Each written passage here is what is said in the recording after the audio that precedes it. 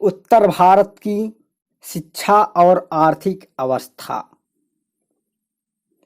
इस काल में विहारों, मठों और मंदिरों में शिक्षा दी जाती थी।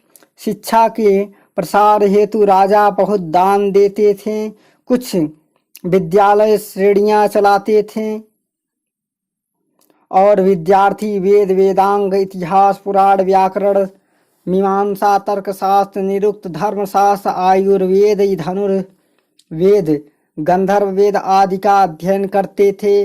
विद्वान अपने घरों में भी शिक्षा देते थे। शिल्प हेतु संस्थाएं नहीं थी। लोग स्वयं अपने बच्चों को शिल्प शिक्षा देते थे। शिक्षा के प्रत्येक क्षेत्र में संतोषजनक स्थिति थी। उस समय में नालंदा, विक्रमशिला और ओदंतपुर के महाविहारों में विश्वविद्यालय का रूप धारण कर लिया।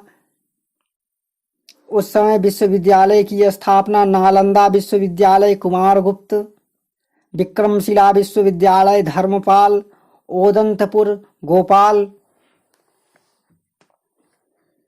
महत्वपूर्ण तथ्यों में नीति वाक्यमृत के अनेक प्रकार के संग्रहों में धन्य संग्रह और सर्वश्रेष्ठ माना जाता है। अभिधन्य रत्नमाला में अनेक प्रकार के अनाजों का उल्लेख मिलता है। समय कलिंग चावल के प्रति प्रसिद्ध था। इरी बंजर भूमि कहा जाता था। संस्कृत ग्रंथों में राहट को अरघट्ट कहा जाता था। साहित्य एवं किरित नामक जलाशय चंदेल राजाओं द्वारा बनाया गया। अरबों के भारत आक्रमण के विषय में पर्याप्त जानकी 9वीं शताब्दी के बिरादूरी द्वारा लिखी गई किताब फुलुत अल बलदान से मिलता है।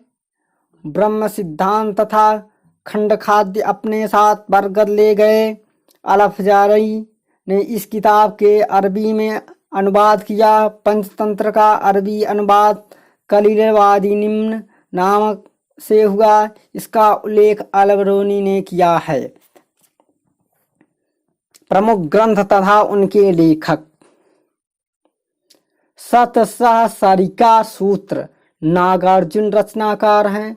सूत्रालंकार वज्रसूत्र यानी अश्वघोष रचनाकार है।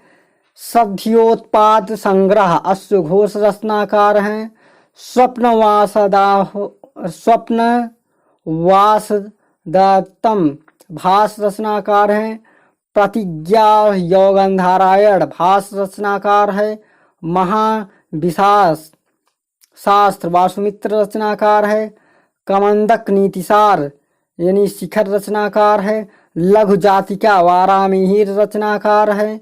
अभिधम्म कोश वसुबंधु और परमार्थ वसुबंधु। भट्टी काव्य या रावणवध महाकवि भट्टी। काव्य दर्शन दंडी वासवदत्त सुबंधु। रामचरित या उत्तर चरित के रचनाकार हर्षवर्धन। महावीर चरित के रचना भवभूति श्रृंगार तिलक रुद्रभट्ट। काव्य अलंकार आचार्य भामा और भामा विवरण उद्भट्ट। अलंकार सार संग्रह उद्भट्ट। काव्य मीमांसा रुद्रट वक्रोक्ति जीवित कुंदक। काव्य प्रकाश आचार्य मम्मट। चौर पाशाविक बिल्हड़ विक्रमोदेव चरित बिल्हड़। बेड़ी संहार भट्टनारायण। रामायण चंपू भोज और राजमार्तंड यानी भोज ये प्रमुख रचनाकार थे। काव्यालंकार सूत्रवृत्ति वामन नैमाधचरितम श्रीहर्ष खंडन खंड खाद्य श्रीहर्ष न्याय तत्व नाथमुनि योग रहस्य रत्न नाथमुनि आर्य सिद्धांत आर्यभट्ट कुट्ट निमित्त दामोदर गुप्त तत्व कौमुदी वाचा स्मृति स्मृति तत्व कौमुदी वाचा स्मृति मिश्र न्यायवणिका तात्पर्य वाचा स्मृति मिश्र न्याय सूत्री निबंध वाचा स्मृति मित्र व्याख्या सांख्यायन कौमुदी उवाच अस्पति मिश्र न्यायकारिका उवाच अस्पति मिश्र योग सार संग्रह उवाच अस्पति मिश्र और प्रबंधकोश राजशेखर कर्पूर मंजरी राजशेखर काव्य मीमांसा राजशेखर और नव संग्रह चरित पद्मगुप्त आयुर्वेद सर्वस्व राजा भोज व्यवहार समुच्चय राजा भोज शब्दानुशासन राजा भोज युक्ति कल्पतरु राजा भोज राजमृतिका राजा भोज और दशावतार चरित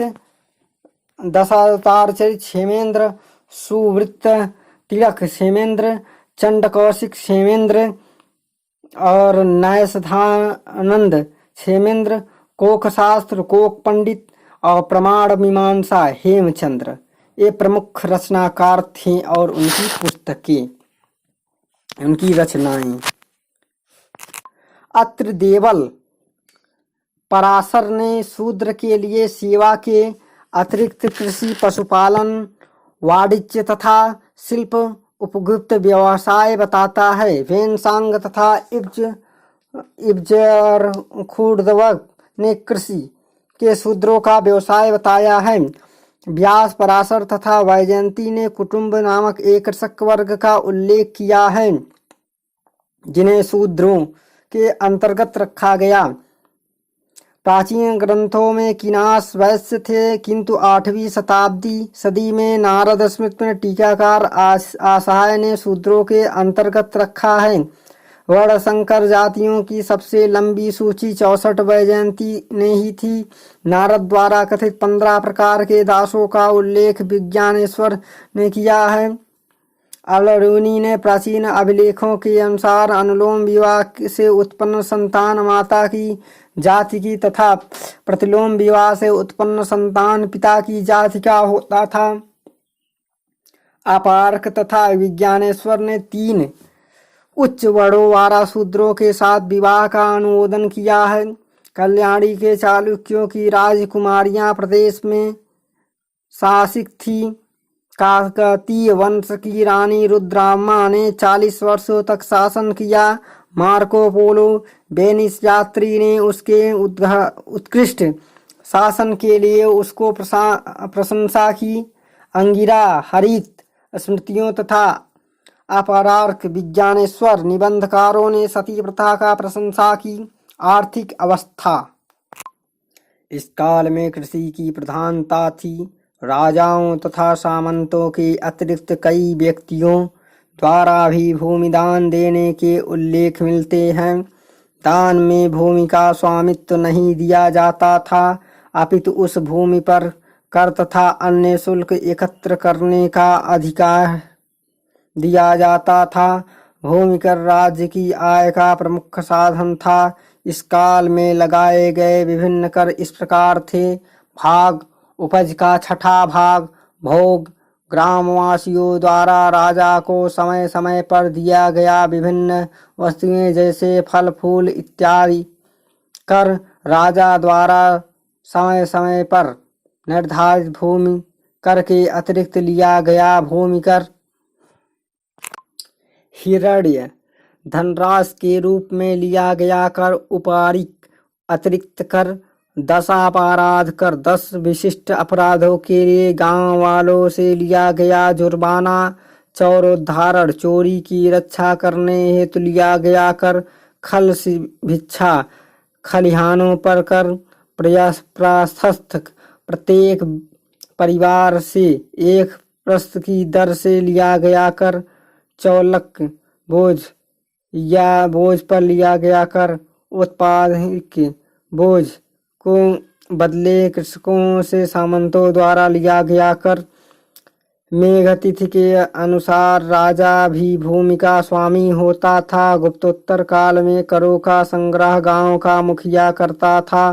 प्रत्यय भंगी को कहा जाता था। भोज परमार ने शैव धर्म से संबंधित तत्व परीक्षा लिखी तथा उदयपुर में नीलकंठेश्वर मंदिर बनवाया। नयनारों यानी शैव धर्म के प्रमुख 3 नेता थे संत अपर नान सवेंद्र तथा सुंदर मूर्ति 12वीं सदी के वीर शैव के प्रवर्तक बसव थे। शैव धर्म का संबोधित नंबी आदर नंबी को 11 तिरु पुराणों से विशाल संग्रहकार तमिल व्यास कहा जाता है। वीर शैव के भक्ति गीतों का वचन शास्त्र कहा जाता है। दुर्गा की उपासना प्रचलित करना का श्रेय मार्कंडेय पुराण को है। सूर्य पूजा का प्रसिद्ध केंद्र मुल्तान था। मुल्तान में सूर्य पूजा का उल्लेख वेनसांग अलबरूनी अलमसूद तथा अबू जाइद ने किया है। मंदिरों के कर्मचारियों एवं देवताओं को वेतन के बदले जो भूमि दी जाती थी उसे बेली कहा जाता था। एनारियम ब्राह्मणों का गांव था, उसे चतुर्वेदी मंगलम भी कहा जाता था। उड़ीसा के अभिलेखों से कई अन्य करों का वर्णन मिलता है, जैसे हस्तिदंड हाथी पालने पर, वारवाली वर्ध यानी बैलों पर, हल दंड हलों पर, बदाधितीक्ष यानी पैदल सेना के निर्वाह के लिए लिया गया कर, वंदपाना यानी राजा की भेंट, आही दंड सपेरा पर, स्वर्ण दंड यानी सुनारों पर आदि। इस प्रकार कृषि के अतिरिक्त वस्त्र उद्योग की इस काल में विशेष उन्नति हुई। बाढ़ ने 9 प्रकार के वस्त्रों का उल्लेख किया है। कपड़ा रंगने की कला भी बहुत विकसित थी। धातु की मूर्तियां तथा सोने चांदी आदि के आभूषण बनाए जाते थे। व्यवसायियों की अलग अलग श्रेणियां थी जो अपने मजदूरी और अन्य नियम बनाती थी। बुनकर, कुम्हार, माली, बढ़िए, लोहार, सुनार, राजगीर आदि व्यवसाय प्रचलित थे। श्रेणियों के प्रधान महत्तर कहलाते थे। श्रेणियों का महत्व अब पहले की अपेक्षा कम हो गया था तथा इसकी आर्थिक दशा भी बिगड़ गई थी। लोगों ने अब श्रेणियों की बजाय मंदिरों में धन जमा करना शुरू कर दिया था, क्योंकि वे अधिक अस्थायी समझे जाते थे। व्यापार जल तथा स्थल दोनों मार्गों से होता था। उत्तरी भारत में नदियों के माध्यम से भी व्यापार होता था। स्थल मार्ग में व्यापार होते थे। अनेक बंदरगाह थे। पश्चिमी तट पर कॉम्बे, खंबात, थाना, सोपरा तथा क्लीलो प्रमुख बंदरगाह थे। पूर्वी तट पर ताम्रपाड़ी, सप्तग्रह, पूर्वी कलिंगपट्टू, चिक्कालुकी, वानपुर और रामेश्वर थे। भारत से गैंडे के सींग, हाथी दांत, चीता और शेर की खालें, कछुए की खोपड़ी, सोना चांदी, तांबा, लोहा, शीशा, टीन, खांड, सोंड, चंदन, काला नमक, बहुमूल्य मणिकाएं, रेशम कीट, मलमल, हीरे, मोर पंख आदि विदेशों को भेजे जाते थे। निर्यात अधिक होने के कारण भारत की समृद्धि बढ़ रही थी। विदेशों से अच्छी नस्ल के घोड़े, अच्छी शराब, बसरा से खजूर, चीन से रेशम, दक्षिण पूर्वी एशिया से अनेक प्रकार के मसाले, कंबोडिया से अगरू की लकड़ी, श्रीलंका से मोती, सोट, टिन और बारीक कपड़ा आता था। उड़ीसा के मंदिर शुद्ध नागर शैली का प्रतिनिधित्व करते हैं। प्रस्थ अधिकारियों का हिस्सा ग्रामीणों द्वारा अधिकारियों को दी गई सहयोग राशि होती थी। सुश्य नामक अधिकारी का उल्लेख राजतरंगिणी में है, जो इंजीनियर होते थे। नारद स्मृति में भूमि को 4 भागों में बांटा था। उर्वर, इड़ा यानी बंजर, खिल यानी 3-4 साल तक बिना बोई, मर यानी रेतीली। कुवलयमाला के अनुसार घोड़े उत्तरापथ से खरीदे जाते थे। अलबरूनी ने देश के विभिन्न 15 मार्गों का उल्लेख किया है। तट शुल्क से राज्य की आय काफी वृद्धि होती थी। पाल अभिलेखों में इसे वसूल करने वाले अधिकारी को तारिक कहा गया है। तुरुस्क तथा मल्लक एक अतिरिक्त कर था जो उपद्रवी जनजातियों से निपटने के लिए लगाया जाता था। भड़ौच के बने वस्त्र इतने प्रसिद्ध थे कि उन्हें वरोज कहा जाता था। पाल, सेन तथा चंदेल राजाओं के अभिलेख ओम नमः शिवाय से शुरू होते हैं। इस प्रकार हम देखते हैं कि पुलकेशिन द्वितीय का कार्यकाल जो था वह 609 से 692। विष्णुवर्धन का कार्यकाल था 615 से 633 और तैलव द्वितीय का कार्यकाल था 973 से 997 और दंतिदुर्ग का कार्यकाल था 745 से 756 ईस्वी। मामल्लपुरम के प्रसिद्ध गणेश मंदिर का निर्माण पुलकेशिन द्वितीय पल्लव शासक ने करवाया। पल्लव वंशी नरसिंह वर्मन प्रथम ने पुलकेशिन द्वितीय चालुक्य नरेश के युद्ध में परास्त कर उसकी पीठ पर विजय अक्षर अंकित करवाया।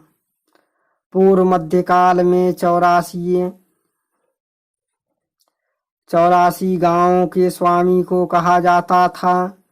8वीं शताब्दी में शांति एवं युद्ध का मंत्री महासंधि विग्रह कहलाता था। विजयालय नरकेसरी की उपाधि धारण की थी।